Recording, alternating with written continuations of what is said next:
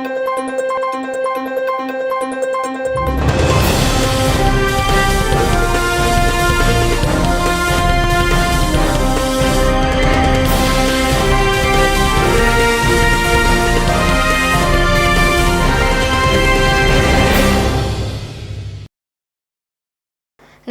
Grand news network में आप सभी का स्वागत है और बुलेटिन की खास खबरों के साथ मैं हूं आपके साथ सीमा। चलिए अब एक नजर डाल लेते हैं आज के बुलेटिन की खास खबरों की ओर। खबरों का सिलसिला शुरू करें उससे पहले एक नजर आज की सुर्खियों पर।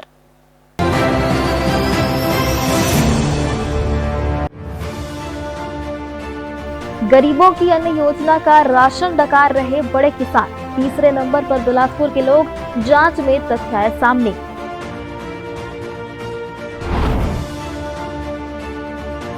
धमतरी के दुष्कर्म मामले में बिलासपुर में हुआ प्रदर्शन, अश्लील कंटेंट्स और अपराध को बढ़ावा देने वाली गतिविधियों पर रोक लगाने की मांग।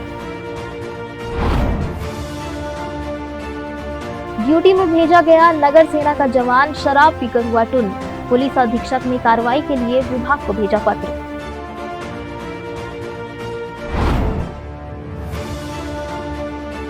पूजा स्पेशल ट्रेनों को छोड़कर लगभग सभी ट्रेनें फुल, किसी में नो रूम तो कहीं बैठने के लिए सीट तक नहीं बची।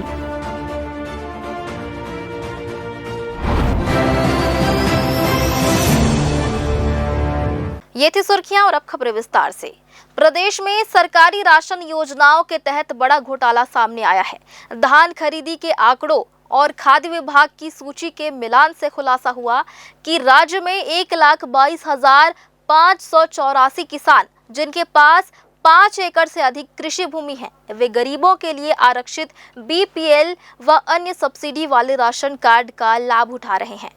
केंद्र सरकार ने आधार और पैन कार्ड से जुड़े रिकॉर्ड को धान खरीदी के डेटा से मैच किया तो चौंकाने वाली हकीकत सामने आई, जिनमें सबसे ज्यादा अपात्र लाभार्थी महासमुंद जिले से मिले हैं, जबकि बिलासपुर जिला 7,058 मामलों के साथ तीसरे स्थान पर है। जांच में यह भी पाया गया कि इन किसानों के पास न केवल पर्याप्त जमीन है बल्कि वे धान बेचकर नियमित आय भी कमा रहे हैं। इसके बावजूद वे बीपीएल कार्ड का उपयोग कर लाखों वास्तविक गरीब परिवार का हक छीन रहे हैं। केंद्र से मिली सूची के आधार पर अब प्रदेश के सभी जिलों में गहन जांच शुरू की जा रही है। अपात्र पाए गए किसानों के बीपीएल कार्ड निरस्त किए जाएंगे और उन्हें एपीएल कार्ड में बदला जाएगा।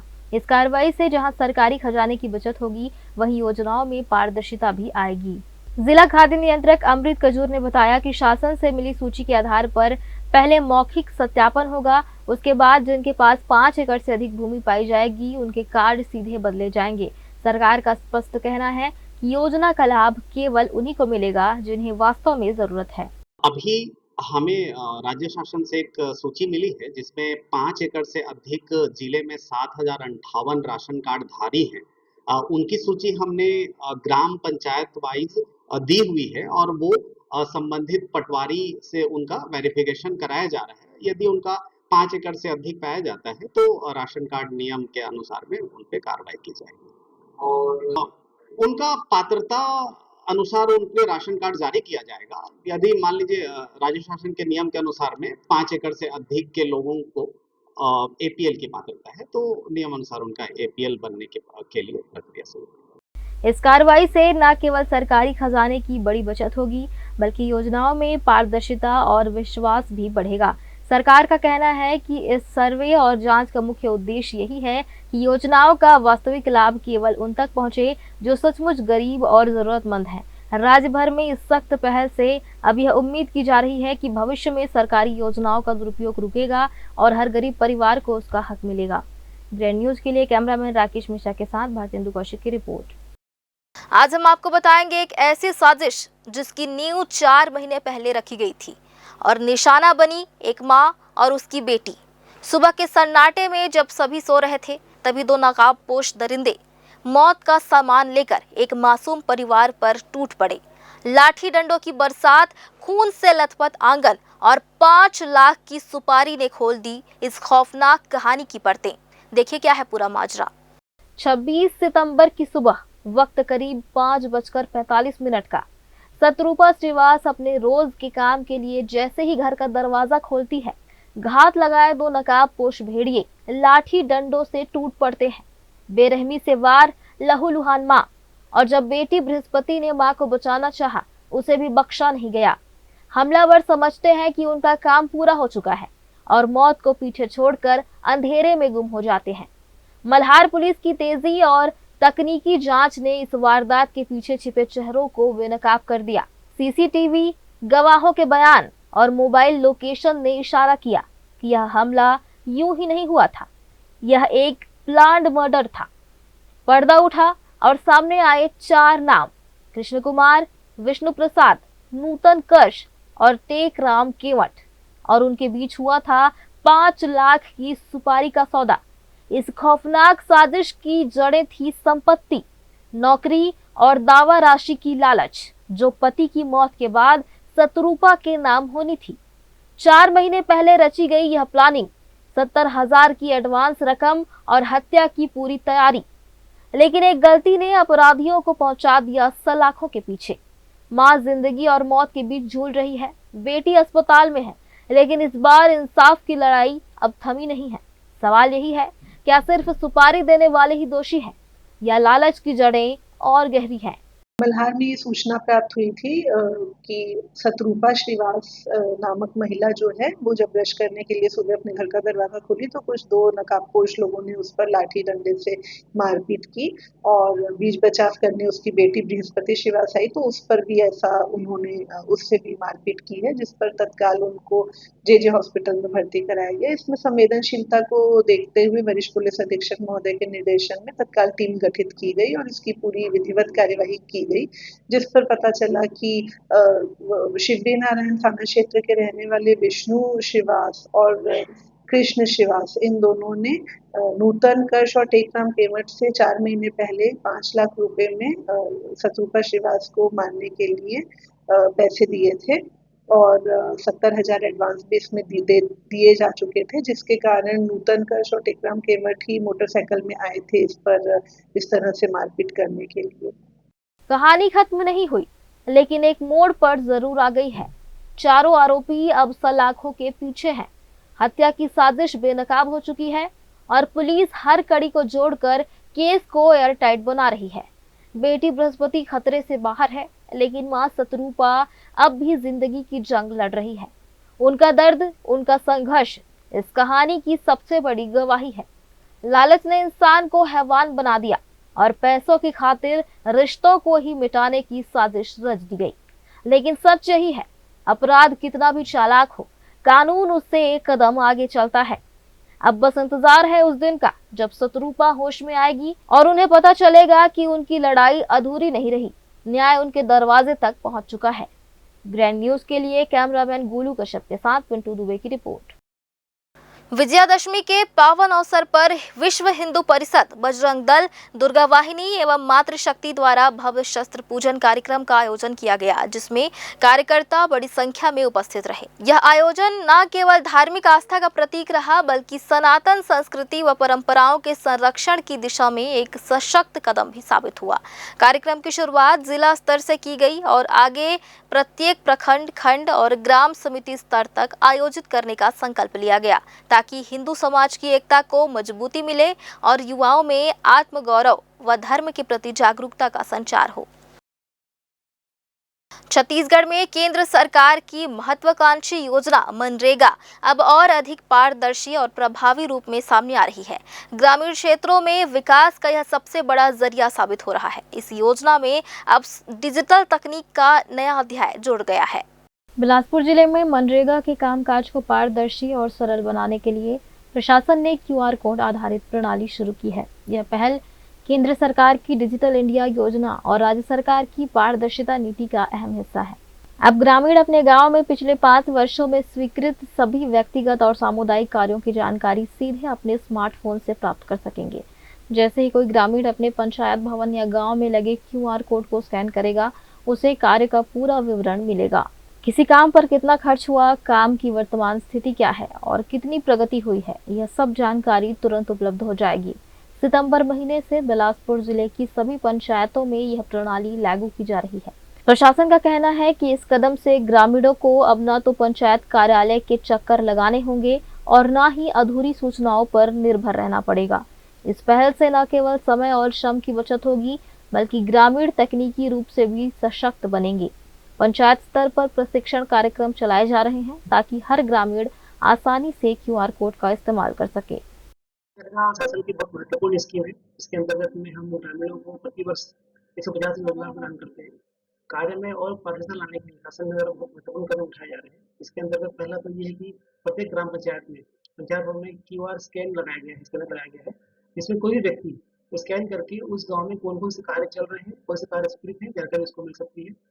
दूसरा, इस वर्ष जो भी ग्राम सभा हमारा होने वाला है 2 अक्टूबर को, उस ग्राम सभा में एक इतिहास पोर्टल लॉन्च किया गया है। इतिहास पोर्टल के अंतर्गत में जितने भी काम अगले वर्ष में लिए जाने हैं, उन सबको ग्राम सभा में पारित करके उसमें एंट्री करनी पड़ेगी, तभी वो काम हो पाएगा। जिससे गाँव वालों को उनके गाँव में क्या कार्य होने हैं जानकारी उनको अलग से मिल पाएगी। हाँ, ये सारे कार्य से क्या होगा, लोगों को किस कौन कौन से कार्य प्लानिंग में है जानकारी मिल पाएगी, काम में ट्रांसपेरेंसी भी आएगी और कार्य अच्छी तरह से हो पाएगी।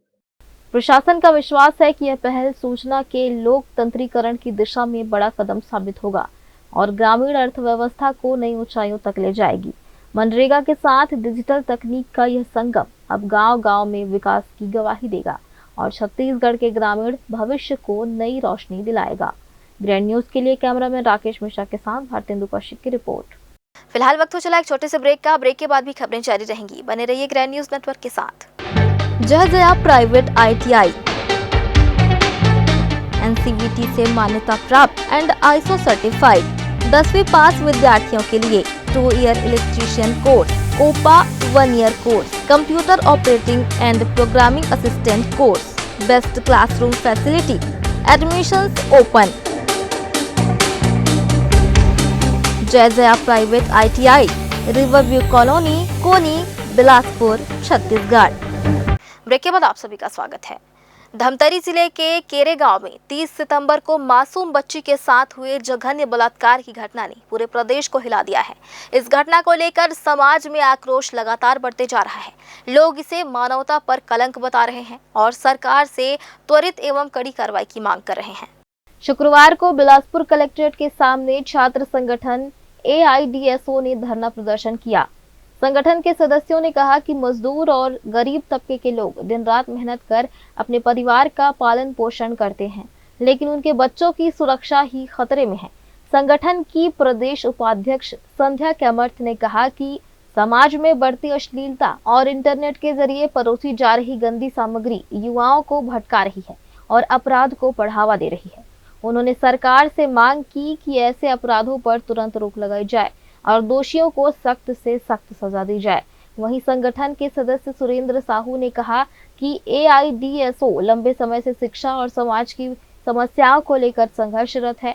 उन्होंने कहा कि मासूम बच्चियों के साथ हो रही घटनाएं सभ्य समाज पर कलंक है और उन्हें किसी भी हाल में बर्दाश्त नहीं किया जा सकता। धरना प्रदर्शन में शामिल अन्य सदस्यों ने भी मांग की कि सरकार अश्लील कंटेंट और अपराध को बढ़ावा देने वाली गतिविधियों पर रोक लगाए, साथ ही कानून व्यवस्था को और मजबूत करे ताकि बच्चियां सुरक्षित रह सकें। धरने में शामिल लोगों ने एक सुर में कहा कि सरकार को अपराधियों को जल्द से जल्द पकड़कर फांसी जैसी कठोर सजा देनी चाहिए ताकि भविष्य में कोई भी इस तरह की हरकत करने से पहले 100 बार सोच सके। हमारा जो छात्र संगठन AIDSO है, 5 साल की बच्ची के साथ धमतरी के केरेगांव थाना क्षेत्र में जघन्य अपराध हुआ है, रेप हुआ है। एक शराबी आदमी ने उसको बहला फुसला करके उसका रेप किया। तो हमारा ये डिमांड है कि इस तरह की जो रेप जैसी घटनाएं हैं लगातार छत्तीसगढ़ में बढ़ रही हैं। हर 9 मिनट में हम देख रहे हैं किसी न किसी बच्ची महिला के साथ जो है रेप हो रहा है। हमारा मांग है कि ये जो नशीली पदार्थ हैं, शराब जैसी जो चीज़ें हैं वो पूर्ण जो है बंद होनी चाहिए और जो सरकार अभी सरसर शराब भट्टी खोलने के लिए जो आदेश दिया है वो पूरी तरह रद्द होनी चाहिए। साथ ही साथ जो बच्ची के साथ अपराध हुआ है उसका उच्च स्तरीय इलाज होना चाहिए और इसका पूरा खर्च जो है गवर्नमेंट के ऊपर होना चाहिए। और हम चाहते हैं कि ये जो पोर्न वीडियो मोबाइल के द्वारा, टीवी के द्वारा दिखाई जाती है उस पर भी जो है पूर्ण मतलब बंद होना चाहिए, वो पूरी तरह से उसको बंद करना चाहिए, बैन करना चाहिए। इस घटना ने पूरे प्रदेश को गुस्से और दुख से भर दिया है। लोग चाहते हैं कि न्याय हो और बच्चियों की सुरक्षा को सर्वोच्च प्राथमिकता दी जाए।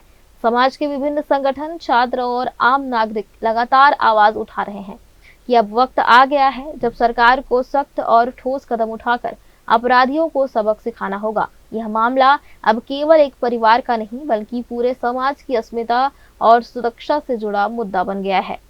ग्रैंड न्यूज के लिए कैमरामैन राकेश मिश्रा के साथ भारतेंदु कौशिक की रिपोर्ट। तखतपुर में कांग्रेस पार्टी ने खराब सड़कों और बढ़ते बिजली बिलों के खिलाफ जोरदार प्रदर्शन किया।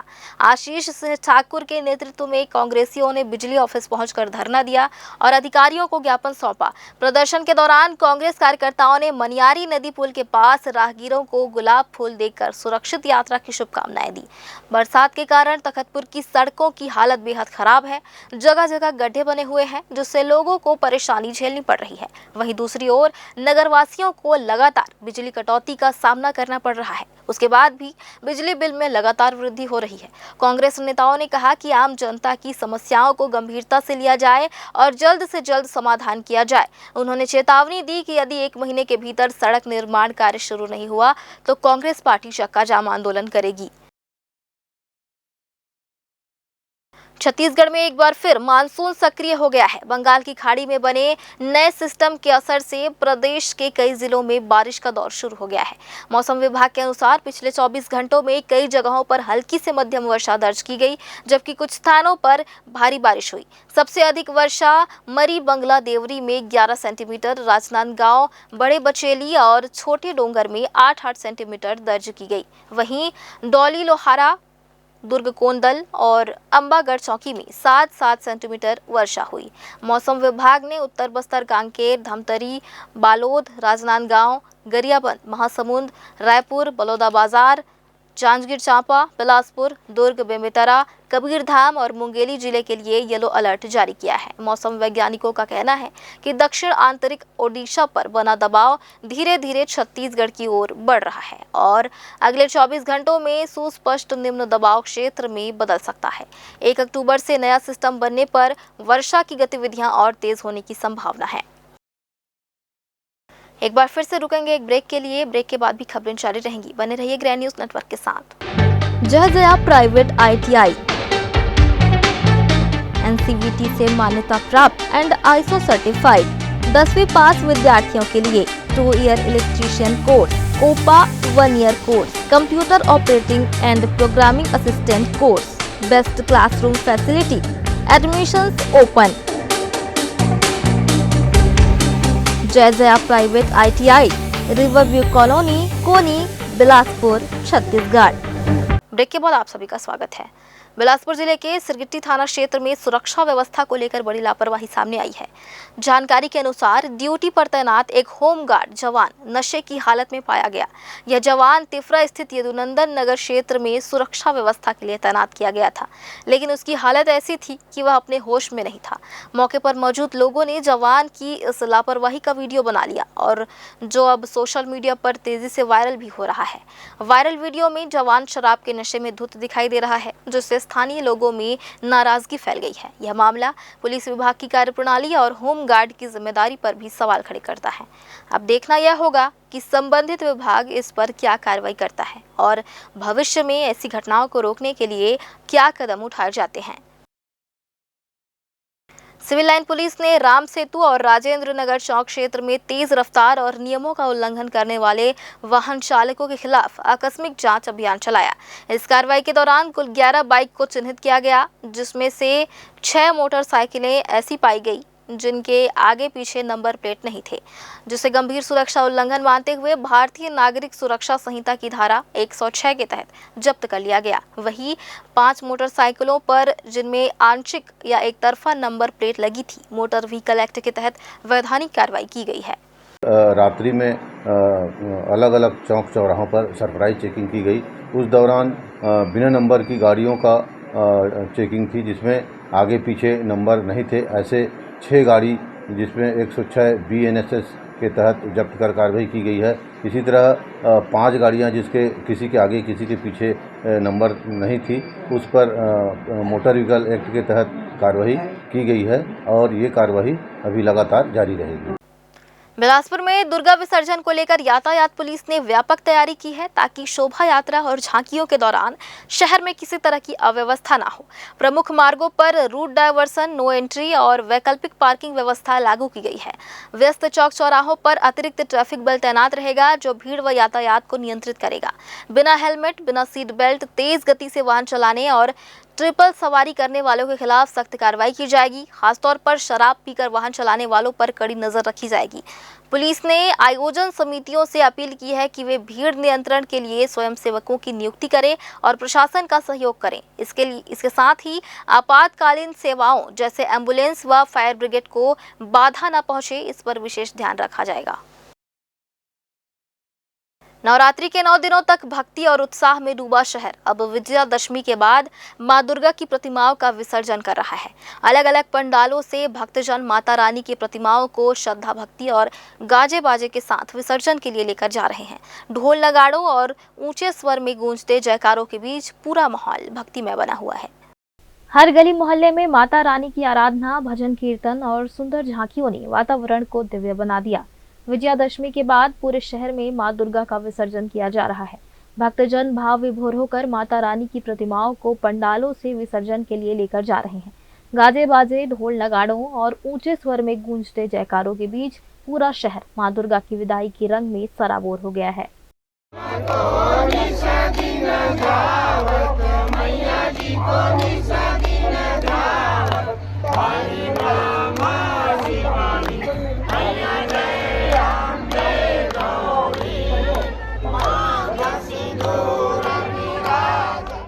शहर के प्रमुख विसर्जन स्थल अरपा नदी का छठ घाट और पचरी घाट सुबह से ही श्रद्धालुओं की भीड़ से भरे हुए हैं।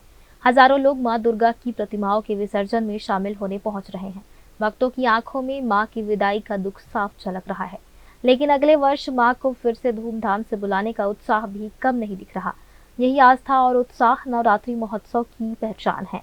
प्रशासन की ओर से इस बार भी विसर्जन स्थलों पर सुरक्षा और व्यवस्था के पुख्ता इंतजाम किए गए हैं। पुलिस बल, नगर निगम के कर्मचारी और गोताखोर हर जगह तैनात हैं।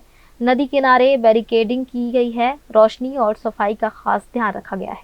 भीड़ को नियंत्रित करने के लिए लगातार घोषणाएं की जा रही है और लोगों को सावधानी बरतने की अपील की जा रही है। श्रद्धालुओं ने बताया कि उन्होंने पूरे 9 दिन माता रानी की आराधना और सेवा की। आज 11वें दिन मां के विसर्जन में शामिल होकर वे भावुक भी हैं और उत्साहित भी। भक्तों का कहना है कि माता रानी के आशीर्वाद से उनके घर परिवार में सुख समृद्धि बनी रहती है।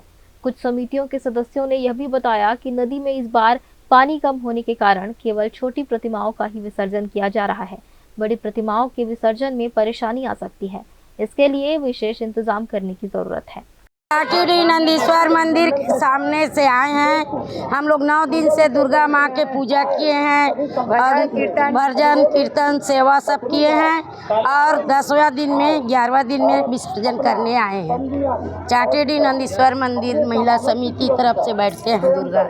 हाँ, हम लोग प्रभात चौक चिंगराजपारा से है। शिव शक्ति महिला दुर्गा उत्सव समिति प्रथम वर्ष है हम लोग का। यहाँ छोटा मूर्ति का विसर्जन के लिए पानी का व्यवस्था तो बढ़िया है और नगर निगम द्वारा क्रेन की व्यवस्था की गई है विसर्जन के लिए, लेकिन बड़े मूर्ति के विसर्जन में थोड़ी समस्या हो सकती है। इसके लिए प्रशासन को थोड़ा सोचना चाहिए था। बाकी सब सुविधाएं प्रशासन की तरफ से अच्छा किया गया है। प्रभात चौक से आए हैं हम लोग। झांकी के रूप में पूरे 9 दुर्गा को दुर्गा रानी बनाए हैं। हम लोग यहाँ पचरी घाट में विसर्जन करने के लिए आए हैं। हमारी माता रानी को विसर्जन करने आए हैं। ये सभी देवी देवताओं हैं, इनसे आशीर्वाद ले लीजिए। विदाई के इस क्षण में हर भक्त के मन में आस्था और भावनाओं का संगम साफ नजर आता है। मां के जयकारों के बीच जब माता जल में प्रवाहित होती है तो लोगों की आंखें नम हो जाती हैं, लेकिन उसी क्षण अगली बार फिर से मां को बुलाने का उत्साह भी उमड़ पड़ता है। नवरात्रि महोत्सव का यह समापन केवल धार्मिक अनुष्ठान नहीं बल्कि समाज में एकता और उत्साह का प्रतीक है। मां दुर्गा की विदाई हमें संदेश देती है कि शक्ति, भक्ति और सद्भाव से ही जीवन की राह आसान होती है। अब पूरा शहर अगले वर्ष के नवरात्रि उत्सव का इंतजार करेगा, जब फिर से मां का आगमन उसी उल्लास और भव्यता के साथ होगा। ग्रैंड न्यूज के लिए कैमरामैन राकेश मिश्रा के साथ भारतेंदु कौशिक की रिपोर्ट। एक बार फिर से रुकेंगे एक ब्रेक के लिए। ब्रेक के बाद भी खबरें जारी रहेंगी। बने रहिए ग्रैंड न्यूज नेटवर्क के साथ। जय जया प्राइवेट ITI NCVT से मान्यता प्राप्त एंड ISO सर्टिफाइड। 10वीं पास विद्यार्थियों के लिए 2 year electrician course, COPA 1 year course, computer operating and programming assistant course, best classroom facility, admissions open. Jai Jaya private ITI, river view colony, Koni, Bilaspur, Chhattisgarh. Break के बाद आप सभी का स्वागत है। त्योहारों का मौसम जारी है। दीपावली व छठ पर अपने घर लौटने की तैयारी कर रहे यात्रियों के लिए बड़ी खबर सामने आई है। छत्तीसगढ़ से मुंबई और हावड़ा रूट की ज्यादातर ट्रेनें अक्टूबर महीने भर पूरी तरह से फुल हो चुकी हैं। जिन यात्रियों ने समय रहते टिकट बुक नहीं कराया, अब उनके लिए केवल पूजा स्पेशल ट्रेनें ही आखिरी सहारा है। सबसे खराब हालत मुंबई रूट पर है। हावड़ा मेल 11 से 30 अक्टूबर तक पूरी तरह नो रूम है। LTT शालीमार एक्सप्रेस 15 से 30 अक्टूबर तक फुल है। गीतांजलि एक्सप्रेस भी 15 से 30 अक्टूबर तक पूरी तरह भरी हुई है। समरसता सुपरफास्ट की भी यही स्थिति है, यानी मुंबई जाने वाले यात्रियों को अब नियमित ट्रेनों में जगह मिलना नामुमकिन है। हावड़ा रूट की हालत भी कम खराब नहीं है। हावड़ा मुंबई मेल 3 से 15 अक्टूबर तक फुल, गीतांजलि एक्सप्रेस 3 से 13 अक्टूबर तक नो रूम, शालीमार LTT 3 से 13 अक्टूबर तक पूरी तरह भरी हुई और हावड़ा अहमदाबाद एक्सप्रेस लगातार फुल है। यही नहीं, यूपी बिहार लौटने वाले यात्रियों की मुश्किलें भी कम नहीं है। दुर्ग छपरा सारनाथ एक्सप्रेस अक्टूबर भर वेटिंग लिस्ट में ही चल रही है। हालांकि राहत की बात यह है कि भीड़ को देखते हुए रेलवे ने कई पूजा स्पेशल ट्रेनें चलाना शुरू कर दिया है। इनमें अभी भी सीटें उपलब्ध है। बिलासपुर पुणे पूजा स्पेशल 22 और 23 अक्टूबर को चलेगी। बिलासपुर यलहंका बेंगलुरु पूजा स्पेशल 19 नवंबर तक हर मंगलवार और बुधवार को उपलब्ध रहेगी। दुर्ग सुल्तानपुर पूजा स्पेशल 30 नवंबर तक हर शनिवार और रविवार चलेगी। वहीं दुर्ग हजरत निजामुद्दीन पूजा स्पेशल 24 नवंबर तक हर रविवार और सोमवार को चलाई जाएगी। यानी साफ है कि त्योहार पर घर लौटने का सपना देखने वालों के लिए नियमित ट्रेनें अब लगभग बंद हैं। अगर सफ़र करना है तो अब केवल पूजा स्पेशल ट्रेनों का ही सहारा लेना पड़ेगा। दशहरा के पावन अवसर पर रतनपुर में पारंपरिक तरीके से रावण दहन का आयोजन किया गया। लखनी देवी मंदिर परिसर में हुए इस भव्य कार्यक्रम में हजारों लोग शामिल हुए। बुराई पर अच्छाई की विजय के प्रतीक पर्व विजयादशमी पर रावण दहन का आयोजन हुआ। नगरपालिका परिषद द्वारा लखनी देवी मंदिर परिसर में 51 फीट रावण बनाकर परिसर में आतिशबाजी किया गया। इससे पहले राम लक्ष्मण की झांकी नगर के प्रमुख मार्गों से होती हुई मंदिर परिसर पहुंची। आतिशबाजी और पारंपरिक मशालों के साथ बड़ी संख्या में नगर के लोग यहां एकत्र हुए। जैसे ही भगवान श्री राम के प्रतीक ने रावण के पुतले का वध किया, पूरा परिसर जय श्री राम के उद्घोष से गूंज उठा। आतिशबाजी से आसमान रोशन हो गया। साथ ही नगर के महामाया मैदान और हाई स्कूल मैदान में भी रावण दहन किया गया और लोग धर्म की विजय का पर्व मनाते नजर आए। इस अवसर पर नगर पालिका अध्यक्ष लव कुश कश्यप, भाजपा मंडल अध्यक्ष दुर्गा कश्यप सहित नगर के जनप्रतिनिधि, समाज सेवी और बड़ी संख्या में लोग मौजूद रहे।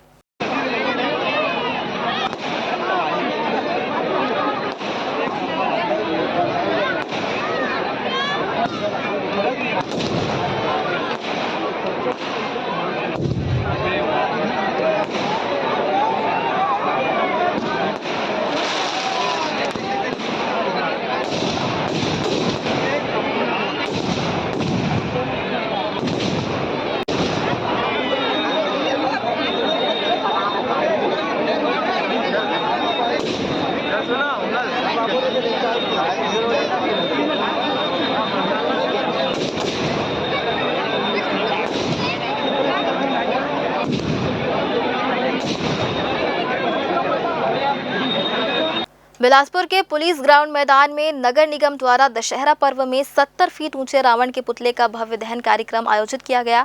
कार्यक्रम में मुख्य अतिथि के रूप में शहर विधायक अमर अग्रवाल उपस्थित रहे, जिन्होंने विधिवत रूप से रावण का दहन कर असत्य पर सत्य के विजय का संदेश दिया। पूरे आयोजन के दौरान रामायण काल की घटनाओं को दोहराते हुए सांस्कृतिक प्रस्तुतियां भी दी गई, जिससे उपस्थित जनसमूह भाव विभोर हो उठा। रावण दहन देखने के लिए लाखों की संख्या में लोग एकत्रित हुए, जिससे मैदान और आसपास का इलाका जन सैलाब में तब्दील हो गया। सुरक्षा के दृष्टिकोण से पुलिस प्रशासन ने कड़े इंतजाम किए थे, जिसमें महिला सहित पुरुष पुलिस बल की विशेष तैनाती रही। ट्रैफिक व्यवस्था को सुचारू बनाए रखने के लिए प्रमुख चौक चौराहों पर पुलिस कर्मियों की विशेष तैनाती की गई थी ताकि किसी भी प्रकार की असुविधा ना हो। कुल मिलाकर यह आयोजन भव्यता, आस्था और व्यवस्था का बेहतरीन उदाहरण रहा। प्रभु श्री राम हम सबके जीवन में सुख दे, समृद्धि दे और उनके आदर्शों को हम आत्मसात कर सके, ऐसी प्रेरणा दे। वैसे हम सब का सौभाग्य है कि आज हम सब राम जी को पुनः अयोध्या में वापस आने के साक्षी बनने का सौभाग्य हम सबको मिला। हम सब जानते हैं कि भगवान राम त्रेता युग में आए थे, अवतरण हुए थे और उस त्रेता युग में 14 वर्ष का वनवास के दरमियान ही भगवान राम ने बुराई का प्रतीक, असत्य का प्रतीक, अधर्म का प्रतीक रावण का वध कर इस ब्रह्मांड में अच्छाई, सत्य और धर्म की स्थापना की थी और उसके बाद अयोध्या वापस आए। सनातन धर्म में आश्विन मास की शुक्ल पक्ष की 10वीं तिथि को विजयादशमी का पर्व मनाया जाता है। यह पर्व बुराई पर अच्छाई और अधर्म पर धर्म की विजय का प्रतीक है। भगवान श्री राम द्वारा रावण वध की स्मृति में पूरे देश भर की तरह बिलासपुर में भी दशहरा धूमधाम से मनाया गया। बिलासपुर के साइंस कॉलेज मैदान में सार्वजनिक दशहरा उत्सव समिति की ओर से भव्य आयोजन किया गया। यहाँ शहर का सबसे ऊंचा 101 फीट का रावण पुतला तैयार किया गया था। केंद्रीय राज्य मंत्री तोखन साहू ने रावण दहन किया। कार्यक्रम की अध्यक्षता विधायक अमर अग्रवाल ने की। वहीं विधायक सुशांत शुक्ला, महापौर पूजा विधानी और जिला पंचायत अध्यक्ष राजेश सूर्यवंशी समेत कई जनप्रतिनिधि मौजूद रहे। हम रावण को साल में एक बार याद करते हैं। आज के ही दिन क्यों याद करते हैं? क्योंकि रावण को मारना होता है, जलाना होता है। ठीक बोल रहा हूँ ना? और भगवान राम को रोज याद करते हैं, हर पल याद करते हैं। हम सुबह उठते हैं तो कहते हैं कि भैया राम राम, राम राम से हमारी शुरुआत होती है दिनचर्या। क्यों याद करते हैं?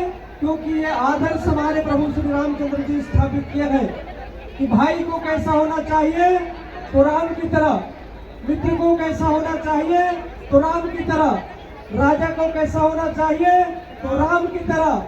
अरे किसी ने रावण से पूछा कि भाई शत्रु को कैसा होना चाहिए, तो रावण ने कहा कि शत्रु को भी राम की तरह ही होना चाहिए। प्रभु श्री राम की कृपा हमको मिली। त्रेता में भगवान राम का अवतरण हुआ था और 14 वर्ष के बाद जब भगवान राम लौटे थे, अयोध्या वासी ने उनका स्वागत दीपावली पर्व के रूप में स्वागत किया था, जिसको हम दीपावली पर्व के रूप में मनाते हैं। और त्रेता के बाद आज कलयुग है और इस कलयुग में 500 वर्ष के बाद, उस समय तो 14 साल, इस बार 500 वर्ष के बाद इस कलयुग में भगवान राम जब अयोध्या आए, हम सौभाग्यशाली हैं कि त्रेता में वो सौभाग्य मिला था और कलयुग में हम सबको सौभाग्य मिला। जैसे ही रावण का दहन हुआ, पूरा मैदान आतिशबाजी और पटाखों की गूंज से गुलजार हो गया। आसमान रंग बिरंगी रोशनी से नहा गया और जयकारों से वातावरण गूंज उठा।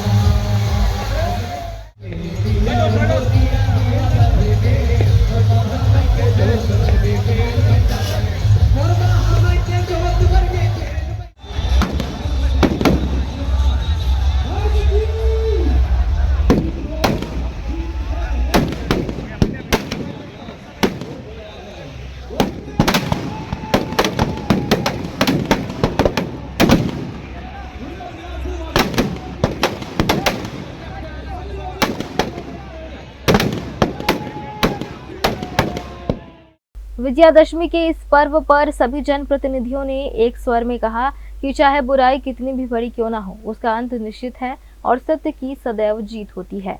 ग्रैंड न्यूज के लिए राकेश मिश्रा की रिपोर्ट। फिलहाल आज के इस बुलेटिन में बस इतना ही। अगले बुलेटिन में फिर होगी आपसे मुलाकात। तब तक के लिए मुझे और मेरी पूरी टीम को दीजिए इजाजत। नमस्कार।